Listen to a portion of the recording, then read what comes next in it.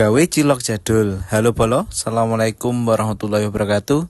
Dino iki aku ameh gawe cilok Bolo. Iki tak lebokke glepung terigune Bolo, diitung takerane supaya pas kekenyalane.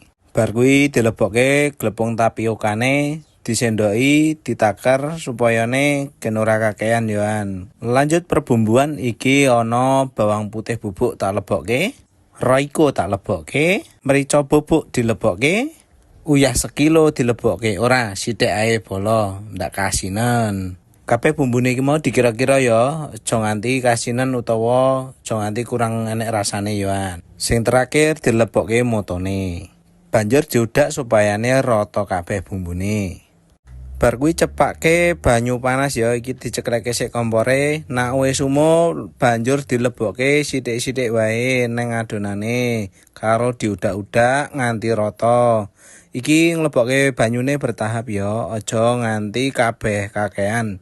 Mergane engko ndak kecuweren. Iki aku goreng ndok dinggo isiane cilok iki engko Bolo. Kabeh bahan wis ready, bar kuwi diglindingi. Aja lali tangane wis sik, bar kuwi dilapisi lenga, bar kuwi dinggo glindingi supayane gen ora lengket ning tangan. Aja lali nggon nampane dikeki tepung ya Bolo. Margane engko ndak lengket ning nampane. Mak bedunduk iki wis dadi garing, bar kuwi dicemplungke ning banyu panas. Iki wis tak redhekke sik banyu sing dienggo kungkum cilok iki engko. Aja lali ditambahi lenga nang dhuwure ya supayane gen ora lengket karo pancine. Nek wis umub iki gari dicemplungke cilok iki mau karo diputer-puter meneh gen bentuk meneh, dicemplungke nganti kemrampul ning dhuwur ngene iki. Nek wis kemrampul ngene iki bar kuwi diciduki, ditiriske sik. Nek wis iki lanjut didang cilok iki mau supayane tambah mantep.